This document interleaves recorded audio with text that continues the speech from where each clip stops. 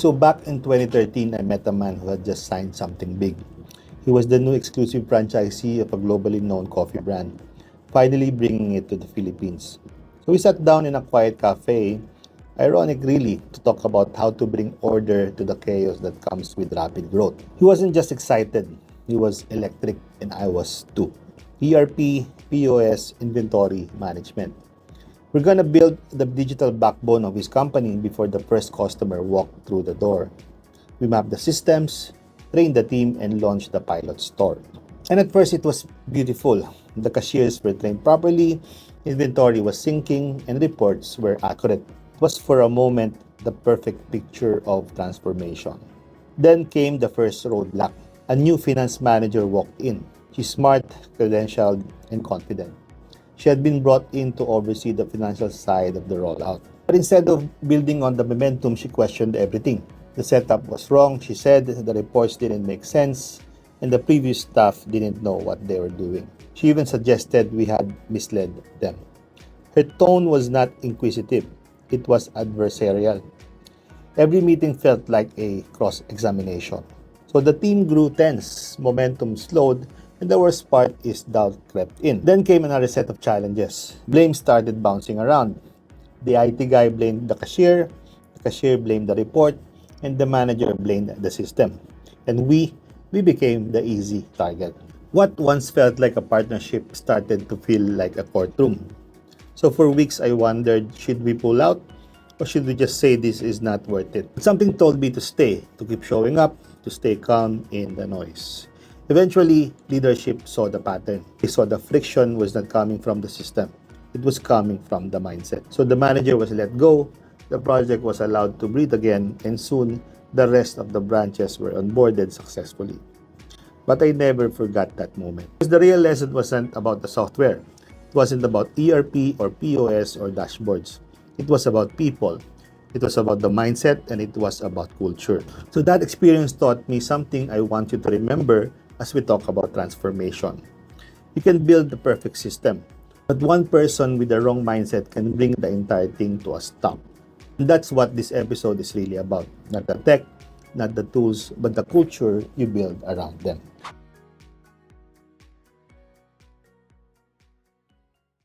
Hi, I'm Dennis Hilario, and I've spent the last 2.5 decades helping business owners just like you make sense of systems, scale with structure, and lead their teams through the messy but meaningful journey of digital transformation.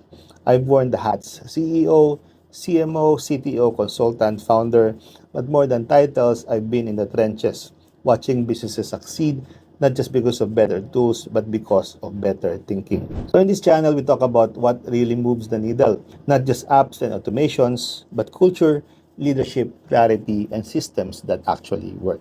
If that's the kind of transformation you're building, not overnight hacks, but long-term change, then you're in the right place. So hit that subscribe button because every week I'm sharing stories, strategies, and real-world frameworks to help you lead better, scale smarter, and future-proof your business. So let's get to work. So you can buy the best tools, you can automate your workflows, you can move to the cloud, sign up for subscriptions, and digitize everything.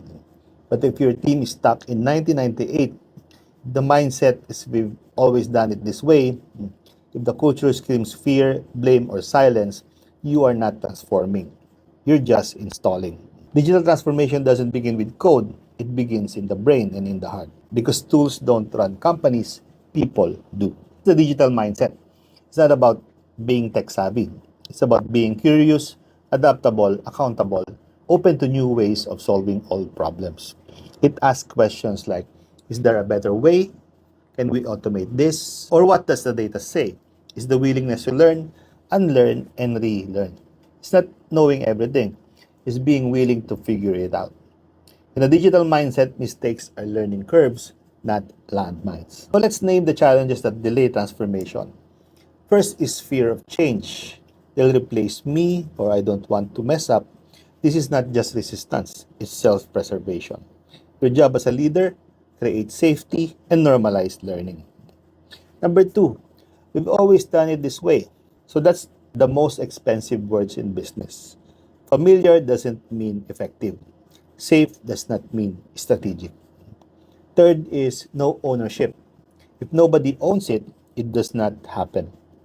If everyone's waiting for someone else, your momentum dies. Number four is silo mentality.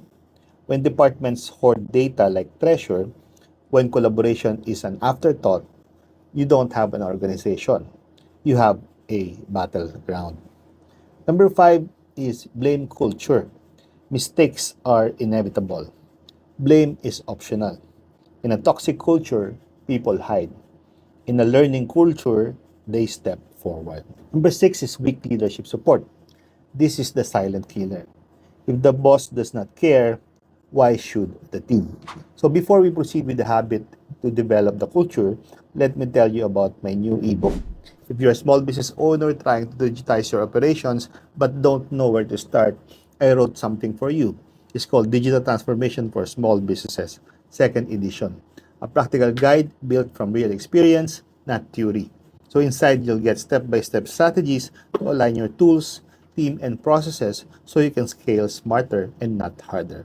So grab your copy today and start building a business that's future ready. So moving on, culture is not what's written on the wall.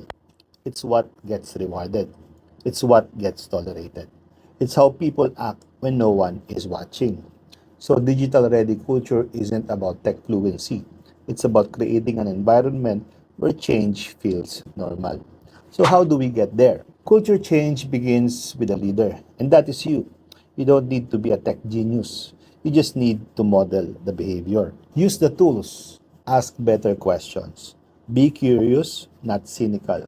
Show up to training and admit when you are learning.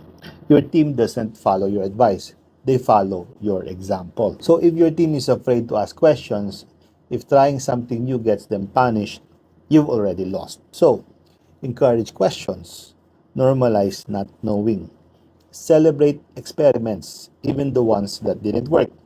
Remember, digital transformation is messy, and so is growth. But when people feel safe, they take ownership.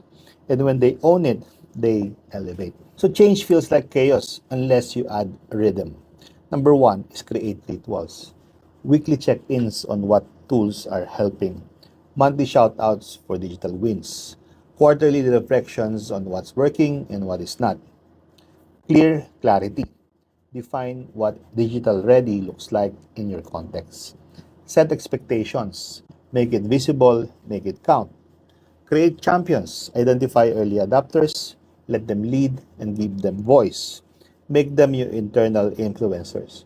Because change spreads faster through people than through policy. Don't treat digital tools as extra. Make them the standard. Instead of sticky notes, use project boards. Instead of random file names, use cloud folders. Instead of chasing updates in a group chat, set up dashboards. When systems are seamless, culture follows. Make it so easy they don't think twice. People repeat what gets noticed. So celebrate. So the first time someone builds an automation, a new hire who suggests a better workflow, the moment someone says, hey, I think we can improve this. So these moments, they are not minor. They are the seeds of a new culture. So plant them, water them, and watch them grow. All right, so culture isn't changed by memos. It's changed by moments. Daily, consistent, and intentional moments. So here's your action plan to begin shaping a digital-ready culture today. Number one is reflect honestly. Where are you now? Set a clear cultural vision. What mindset do you want to build? Identify one to two barriers. Start where the friction is loudest. Model the shift. Be what you want to see. Again, create rituals, digital dashboards, weekly updates, and shared boards. Next is celebrate, reward growth, not perfection. Then review quarterly because culture needs maintenance. This isn't a campaign, it's a commitment. So in summary, digital transformation isn't about the newest app. It's about the oldest truth in leadership. People don't resist change. They resist being changed. So when you invite them in, when you create safety, when you walk the talk, transformation isn't something you push. It becomes something they pull. So you don't just digitize your business, you humanize it. That's how culture becomes your competitive edge. So I'll see you in the part 2 of the stage 2, building the digital transformation core team. But for now, hit pause, reflect, and ask yourself, am I building a culture that's ready to change? Follow for more.